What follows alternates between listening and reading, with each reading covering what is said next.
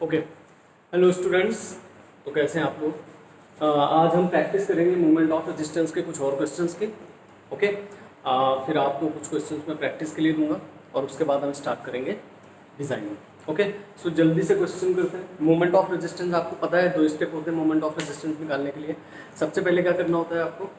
सबसे पहले आप ये देखिए कि आपका जो सेक्शन है वो कैसा है, वो अंडर रेनफोर्स्ड है, ओवर रेनफोर्स्ड है या फिर बैलेंस्ड है। ये कैसे पता चलेगा? ये पता चलेगा आपको actual depth of neutral axis निकाल के और critical depth of neutral axis निकाल के। आप उन दोनों को कंपेयर करेंगे और उससे आपको पता चलेगा कि आपका सेक्शन कौन सा है। तो जल्दी से मैं क्वेश्चन लिखता हूँ। आज की क्लास थोड़ी सी जो नॉर्मल स्पीड है उससे थोड़ी सी तेज होगी। मैं क्वेश्चन लिखूंगा, सॉल्व करूंगा, आप बीच में वीडियो पॉज करिए, उससे पहले अपने आप सॉल्व करिए, फिर उसके बाद आंसर मैच करिएगा। ओके, चलिए स्टार्ट करते हैं। एक बीम है जिसका साइज है 300 by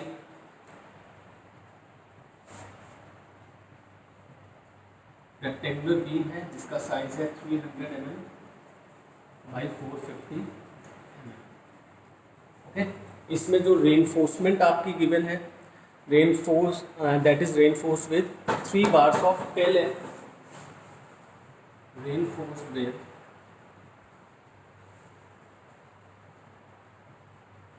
3 bars of 12 mm diameter।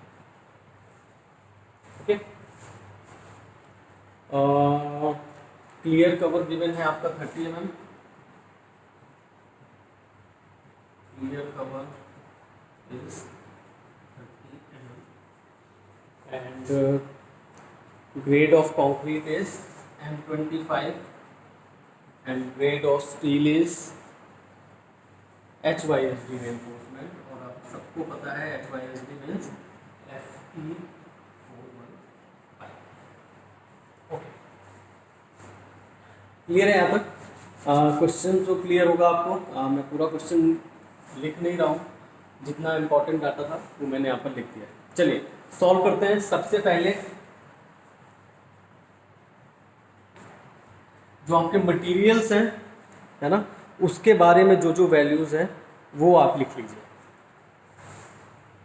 जिन्हें हम बोलते हैं डिजाइन कॉन्स्टेंट्स।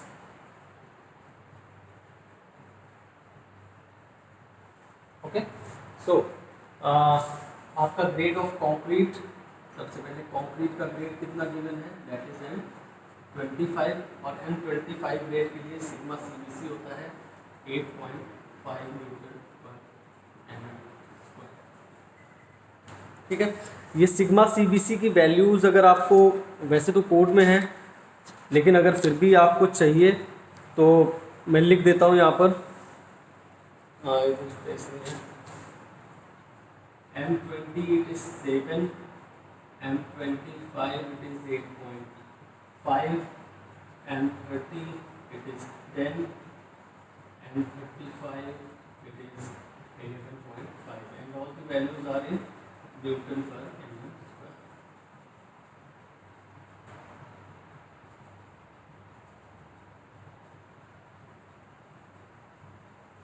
ओके, ठीक है। स्टील है आपका Fe415 और उसके लिए सिग्मा ST होता है आपका 230 न्यूटन पर mm²। ओके।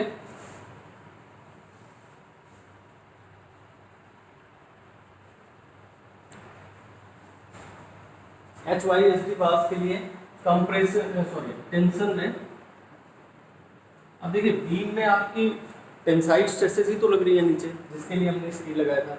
लेकिन अगर जब आप कॉलम में स्टील लगाओगे तो आपका स्टील कंप्रेशन में होगा और कंप्रेशन में इसकी वैल्यू होती है, वो जब हम कॉलम पढ़ेंगे तो हम डिटेल में डिस्कस कर लेंगे, लेकिन ऐसे ही आपको नॉलेज के लिए बता रहा हूँ।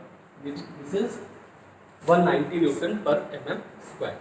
ओके, चलिए अब इससे डिजाइन कांस्टेंट कौन कौन से हैं जल्दी से निकालिए। M = 280/3 sigma CBC। तो 280 डिवाइडेड बाई 3 × 8.5। ठीक है, यहाँ से M निकालिए, कितना आ रहा है, वीडियो पॉज करिए, आंसर निकालिए। That comes 10.98। ओके, देन उसके बाद के निकालिए, के का फॉर्मूला भी आपको सबको पता है, M sigma C B C upon M sigma C B C plus sigma S T. ठीक है, सारी वैल्यूज आपको एम पता है, सिग्मा सी बी सी भी पता है और सिग्मा एस टी भी पता है। सारी वैल्यूज पुट करिए और देखिए आंसर कितना आ रहा है, दैट इज 0.29।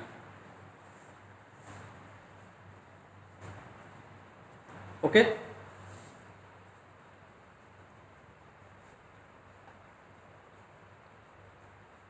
ओके चलिए आगे बढ़ते हैं। और कौन कौन सी वैल्यू आप क्वेश्चन के डाटा से निकाल सकते हैं। आपको जरूरत होती है इफेक्टिव डेप्थ की। Effective depth,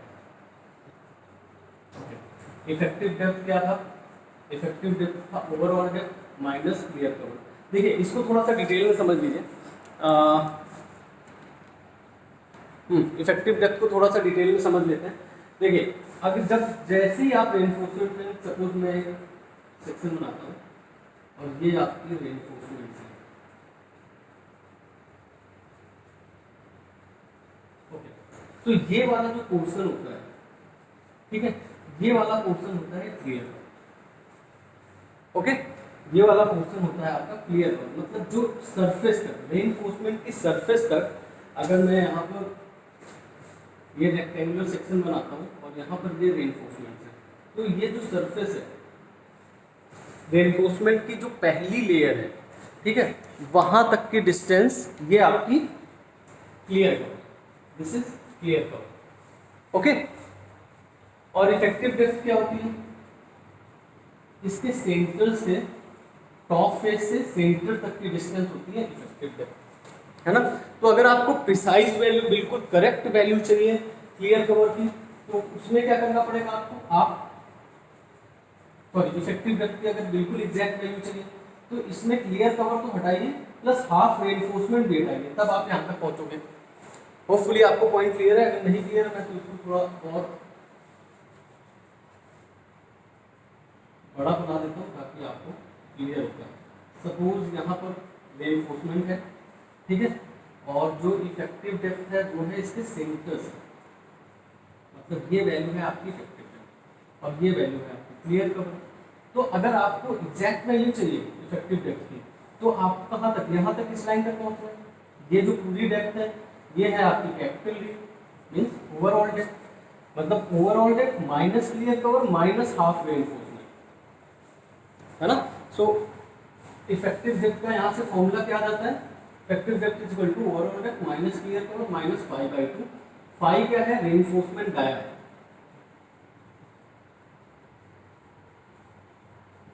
reinforcement dia, okay, okay.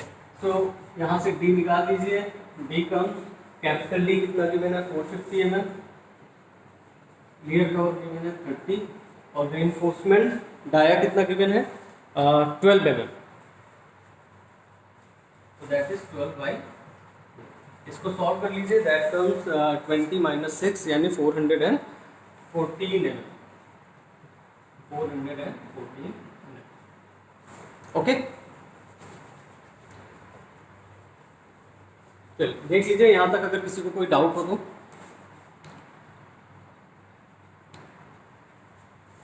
Okay, मैं डी मिल गया, और क्या मिल सकता है हमें क्वेश्चन से, एरिया ऑफ रेनफोर्समेंट मिल सकता है। क्या होता है area of number of reinforcement multiplied by area of one bar, है ना। तो नंबर ऑफ रेनफोर्समेंट कितना गिवन है, गिवन है 3 बार्स ऑफ 12 mm का है, 5/4 × 12 स्क्वायर। देखिए कितना सॉल्व करके कितना आ रहा है ये, 144 divided by 4, 3 6 pi 36, 108 pi, 108 pi, that is 340 something, ये आ रहा है 339.29 mm square, 299।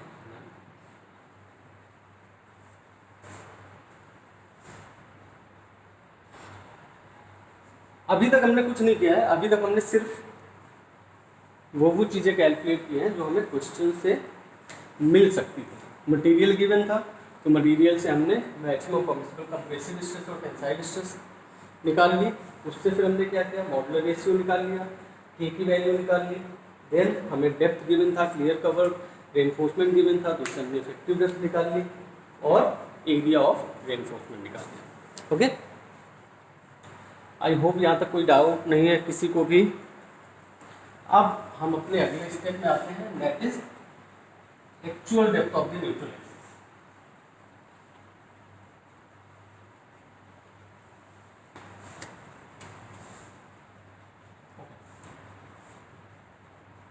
Actual depth of neutral axis, ठीक है। आपको डायरेक्ट फॉर्मूला गिवन है, that is B N A square divided by 2 is equal to M A S T B minus N, ठीक है। सारी वैल्यूज पता है आपको। B is 300 into N A square by 2, M कितना आया हुआ था, एम था हमारा 10.98, एरिया ऑफ एनफोर्समेंट कितना आया हुआ था 339.29,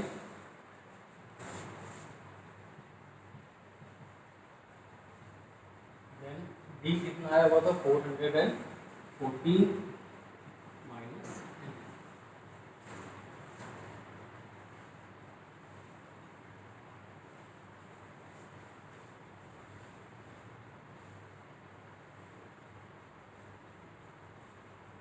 ओके, इसे सॉल्व करते हैं तो ये हो जाएगा आपका 150 एन ए स्क्वायर।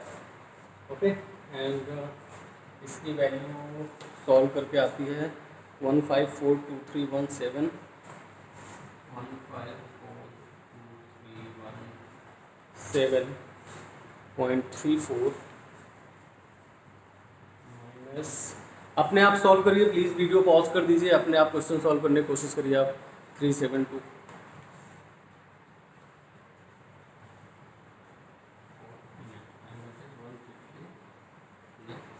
क्वांटिटी की क्वेश्चन है, इसको सॉल्व करिए।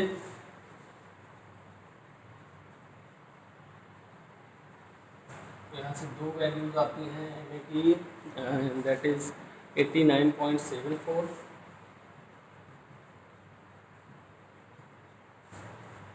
And minus 114.5। ये दो वैल्यूज अपने पास आ गई है डेप्थ की। अब नेगेटिव में तो डेप्थ हो नहीं सकती है ना, तो ये वैल्यू आपकी कैंसिल हो जाएगी। तो आपकी actual depth of the neutral axis कितनी बनती है 89.74 mm। ओके, अब मोमेंट ऑफ रेजिस्टेंस निकालने के लिए हमें क्या चाहिए, critical depth of the neutral axis भी चाहिए, है ना। तो critical depth of the neutral axis निकाल लेते हैं। Critical depth of neutral axis, okay. Critical depth of the neutral axis का फॉर्मूला क्या होता है, NC is equal to A into D, है ना। K की वैल्यू आपने निकाल ली है, K की वैल्यू हमारी कितनी आई हुई है 0.29 और D आपका कितना आया हुआ है 440, 0.29 इंटू 440। सॉल्व करिए, इसे कितना आ रहा है, इसको सॉल्व करते हैं तो हमारे पास वैल्यू आती है 120.067।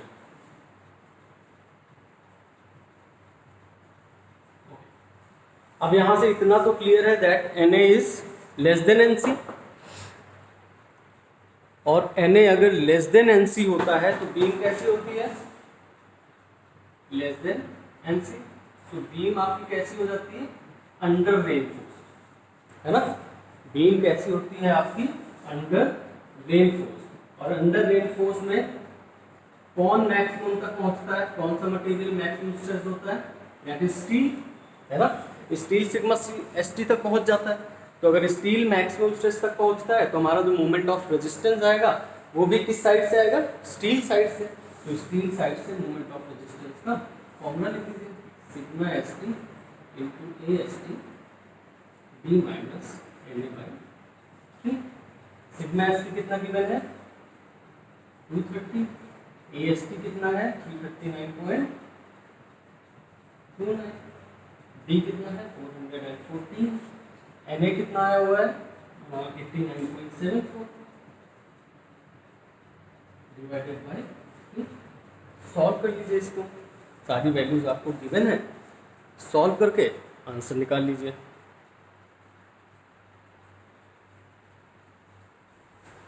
The answer is 29.97 kilometre.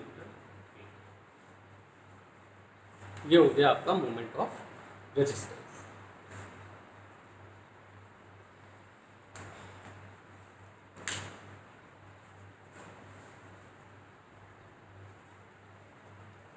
Okay, so I hope कि बहुत सिंपल सा क्वेश्चन है,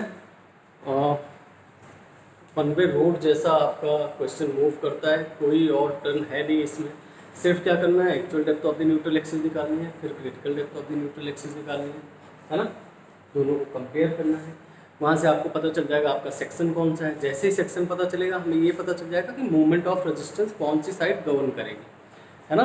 सो अगर अंडर रेनफोर्स्ड आता है तो टेंसाइल साइड से निकलेगा, अगर ओवर रेनफोर्स्ड आता है तो कंप्रेसिव साइड से निकलेगा।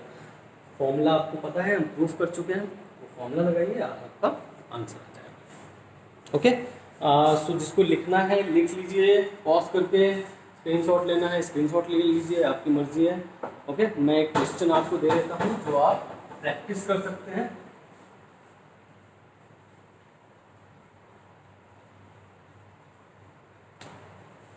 Okay,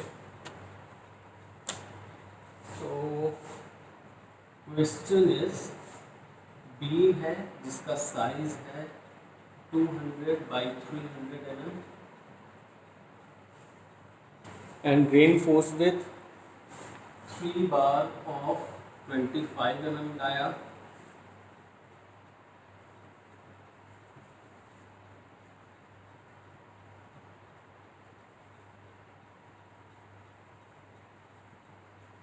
Bars of 25 mm dia, effective depth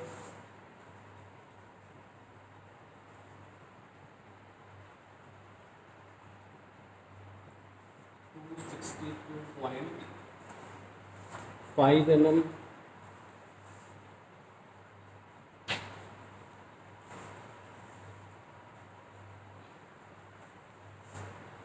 concrete आपका है M20 एंड स्टील है HY।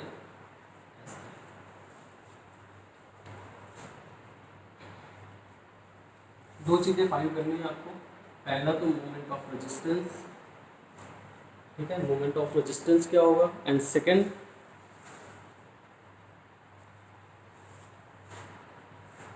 Super impose load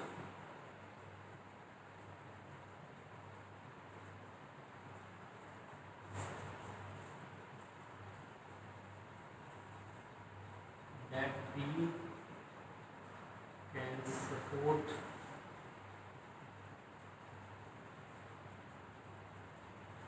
over the span of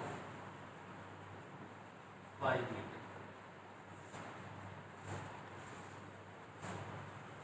okay, ये क्वेश्चन है। सेकेंड वाला part I don't know, tricky तो नहीं है बट नया है ना, आपको थोड़ा सा दिमाग लगाना पड़ेगा। हाउएवर मैं आज की ही क्लास में इसका एक हिंट दूंगा, तो अगर आप क्लास ठीक से लोगे तो आपको समझ में आ जाएगा कि ये कैसे होगा, है ना। ट्राई करिएगा, वरना नेक्स्ट क्लास में हम इसे डिस्कस करेंगे। ओके, सो आई होप कि आपने लिख लिया क्वेश्चन।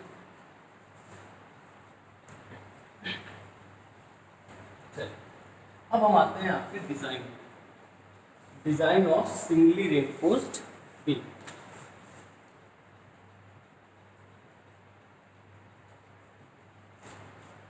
ओके, सो डिजाइन करने से पहले डिजाइन समझते हैं कि डिजाइन में हमें क्या करना होता है। ओके, सो अगर आपको बीम डिजाइन करनी है ना, तो बीम डिजाइन करने का मतलब क्या है, बीम डिजाइन करने का मतलब है कि वो साइज आपको बताना है कैलकुलेट करके, जिसे हम डिज़ाइन बोलते हैं, जिस साइज़ की बीम आप प्लेस करने वाले हो उस पर्टिकुलर लोड को कैरी करने के लिए, है ना। तो इसमें दो तीन चीज़ें इंपॉर्टेंट हो जाती है ना। पहली चीज़ क्या इंपॉर्टेंट हो जाती है, size, size of the beam में क्या होगा? साइज ऑफ द बीम में कुछ चीजें होंगी, लेंथ होगी उसकी, बीम की विड्थ होगी और बीम की डेप्थ होगी, यही मिलके तो टोटल साइज बनेगा आपका, है ना। दूसरा, इस साइज की बीम क्या दुनिया का सारा लोड कैरी कर सकती है? मतलब कि आपने कोई साइज बताया, क्या वो यूनिफॉर्म साइज होगा जिसकी जो है जिस साइज में आपका कोई भी लोड आप लगा दो तो आपकी बीम सेफ रहेगी? नहीं, ऐसा नहीं होगा, है ना। सो इस पर्टिकुलर साइज के लिए हमें क्या चाहिए? लोड। हालांकि हम मूव इसका उल्टा करते हैं, हमें इस लोड के लिए ये साइज चाहिए, बट हम समझने के लिए कि डिजाइन क्या है, हमें क्या पता चलना चाहिए कि लोड कितना है, ठीक है। और लोड हमें तब पता चलेगा जब हमें ये पता चलेगा कि कौन कौन से लोड आपके बीम में आ रहे हैं, है ना। मतलब टाइप्स क्या है, हम इसे अभी डिटेल में डिस्कस करेंगे। पहले आप बेसिक चीजें समझ लो कि डिजाइन में हमें क्या करना है। हमें सबसे पहले तो पता चलना चाहिए कि लोड क्या है ना। लोड से हमें पता चलेगा कि उस लोड को कैरी करने के लिए हमें कितना साइज ऑफ दी बीम चाहिए, ठीक है। ओके, चलिए अब आते हैं हम सबसे पहले लोड। लोड कितने तरीके के होते हैं?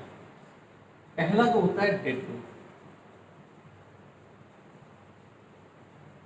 देखिए हम बीम पढ़ रहे हैं, लेकिन आप इमेजिन करिए कि हमारा कंस्ट्रक्शन कैसे होता है। कंस्ट्रक्शन तो हमारा नीचे से स्टार्ट होता है। सबसे पहले क्या है? फाउंडेशन, है ना। फाउंडेशन फाउंडेशन के ऊपर क्या आता है आपका? कॉलम्स। कॉलम्स के ऊपर क्या आते हैं? बीम, है ना। बीम के ऊपर स्लैब, ऐसे ही तो मूव करता है ना। ठीक है, वॉल है, लेकिन वॉल हम लोड बियरिंग आजकल लेते नहीं, पार्टीशन है, तो इसलिए मैंने वॉल को यहाँ पर कंसीडर नहीं किया। फाउंडेशन आएगा, फाउंडेशन के ऊपर कॉलम्स, कॉलम्स के ऊपर बीम रखी जाएंगी और बीम के ऊपर स्लैब रखेंगे। मतलब लोड ऐसे है, स्लैब का लोड बीम में, स्लैब और बीम का लोड कॉलम में, कॉलम का लोड फाउंडेशन। यानी बीम पर किसका लोड आ रहा है? बीम पर लोड आ रहा है स्लैब का, है ना। जिसे जिसे आप क्या बोलेंगे? जिसे आप बोलेंगे सुपर इम्पोज लोड, ठीक है। ये जो लोड अब स्लैब के ऊपर जो लाइव लोड होगा, लाइव लोड क्या, जो ह्यूमंस होते हैं या कुछ भी है, वो सारा किस में आ जाता है? सुपर इम्पोज लोड में। क्यों? क्योंकि हम लाइव लोड डायरेक्टली बीम में तो बीम के ऊपर कोई चलता है क्या? चलते किसके ऊपर है? स्लैब के ऊपर। तो हमें सिर्फ ये देखना है कि स्लैब के थ्रू हमारे पास कितना वेट। अगर हम स्लैब डिजाइन करेंगे तो उसमें हम देखेंगे लाइव लोड क्या होता है, क्योंकि हम स्लैब के ऊपर मूव करते हैं, है ना। हम स्लैब के बीम के ऊपर तो चल नहीं रहे, है ना, जितनी डेप्थ में आप सर्कस करते हुए जा रहे हो, है ना। तो इसमें बीम में लाइव लोड हम नहीं देखेंगे, लेकिन स्लैब की वजह से सुपर इम्पोज लोड कितना होता है वो देखेंगे, है ना। तो एक लोड हो गया आपका सुपर इम्पोज, ये आपको क्वेश्चन में गिवन होगा कि इतना सुपर इम्पोज लोड है, ठीक है। Okay, then dead load. अब डेड लोड क्या होता है? वैसे आप पढ़ चुके हो, लेकिन फिर से मैं बता देता हूँ कि सपोज आपकी बीम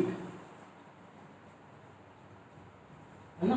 तो इस बीम के अगर इस लेयर की बात करें तो यहाँ ऊपर इसकी जितनी लेयर है वो सारा लोड ये वाली लेयर कैरी कर रही है ना।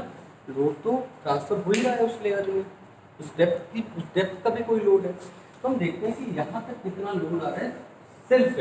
Self weight of the beam, इसे हम कभी कभी सेल्फ वेट भी बोलते हैं। सेल्फ वेट मतलब खुद का लोड कितना आ रहा है, ठीक है।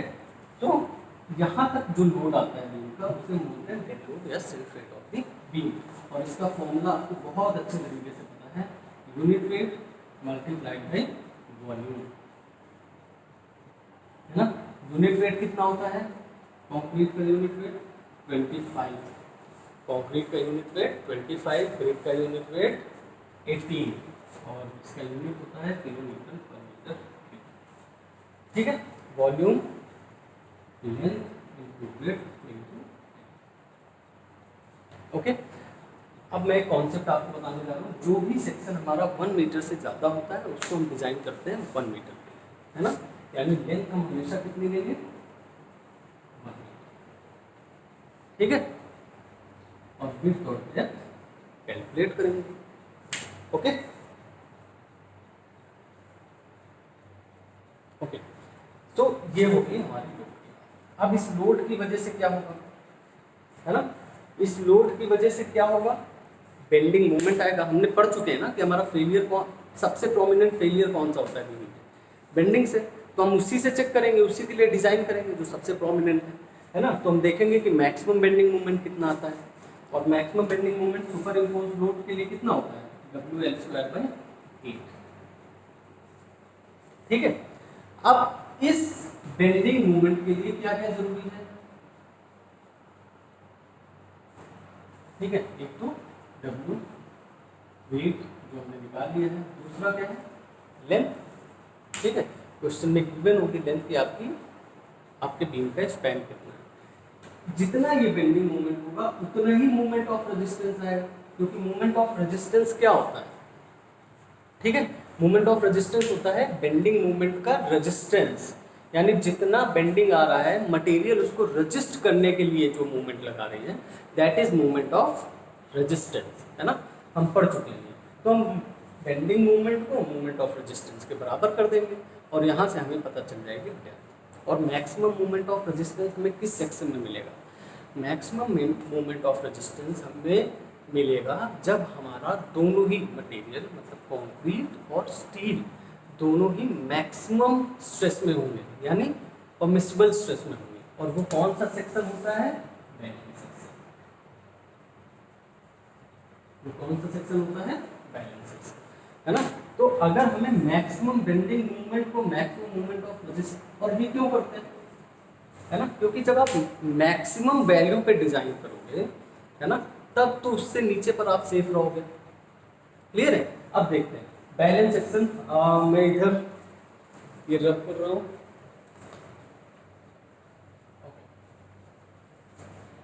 बैलेंस सेक्शन का मोमेंट ऑफ रेजिस्टेंस किस साइड से निकलता है, किसी भी साइड से निकाल सकते हैं, क्योंकि हम दोनों ही तरफ मैक्सिमम स्ट्रेस है। तो अगर कंक्रीट का फॉर्मूला लिखो आप तो क्या होता है, CA/2 into B into NA into D minus N। ठीक है। अब अगर ये बैलेंस सेक्शन है मतलब कंक्रीट अपने मैक्सिमम स्ट्रेस पर होगा, तो CA की जगह क्या हो जाएगा, CBC/2 मल्टीप्लाइड बाई NA की जगह क्या हो जाएगा, NC into D minus NC। Okay, तो ये हो जाएगा आपका sigma CBC/2 into B, NC की जगह K इंटू D, NC का फॉर्मूला होता है that is again D minus K into D। आगे बढ़ते हैं, sigma CBC divided by 2 into B into ये D कॉमन है, D square 1 minus K/3। Okay, अब आपका K क्या है, कांस्टेंट है। अगर K कांस्टेंट है तो 1 माइनस K/3 भी क्या होगा, कांस्टेंट होगा, और इसको एक कांस्टेंट नेम कर दिया जाता है Z। तो अब इसका फॉर्मूला बन जाता है sigma CBC/2 into J into K into B D square. Okay, देखो आई गेस मेरे से कुछ मिस नहीं हो रहा है, ठीक है, J into K into 1 minus J into K into B D square. अब देखो sigma CBC constant, J constant, K constant, तो इन सबको मिला के कांस्टेंट बना देते हैं R, तो ये बन जाता है RBD स्क्वायर। ये फॉर्मूला है RBD स्क्वायर जो आपको यूज करना है, ठीक है, and that is moment of resistance. Moment of resistance is equal to RBD square. Okay, so अब मोमेंट ऑफ रेजिस्टेंस किस पर डिपेंड कर रहा है, B और D पर, है ना, किस पर डिपेंड कर रहा है, B और D पर। मतलब कि जितना ज़्यादा मोमेंट ऑफ रेजिस्टेंस होगा उतनी ही ज़्यादा विड्थ और डेप्थ होगी। और सब ज़्यादा मोमेंट ऑफ रेजिस्टेंस क्यों होगा, क्योंकि ज़्यादा बेंडिंग मोमेंट आ रहा होगा, क्योंकि मोमेंट ऑफ रेजिस्टेंस अपने आप से जनरेट हो ही नहीं सकता है ना। मोमेंट ऑफ रेजिस्टेंस तभी आएगा जब आपका बेंडिंग मूवमेंट आता है ना। तो अगर ज़्यादा बेंडिंग मूवमेंट तो ज़्यादा मोमेंट ऑफ रेजिस्टेंस और ज़्यादा विड्थ या फिर डेप्थ, है ना। तो यहाँ से विड्थ और डेप्थ का फंक्शन मिलेगा हमें ना। लेंथ आपको क्वेश्चन में गिवन होगी, आपको पूरा साइज मिल जाएगा कि आपके बीम का साइज क्या है, मीन्स L, B और D क्या है, ठीक है। तो अभी हमने डिज़ाइन के बारे में, कैसे डिज़ाइन करते हैं उसके बारे में कोई बात नहीं की। अभी हमने सिर्फ इतनी बात की है कि डिज़ाइन में हम करते क्या है ना। नेक्स्ट क्लास में हम पढ़ेंगे कि हम डिज़ाइन कैसे करते हैं, है है ना, डिजाइन स्टेप्स करेंगे और प्रैक्टिस करेंगे डिजाइन। ओके,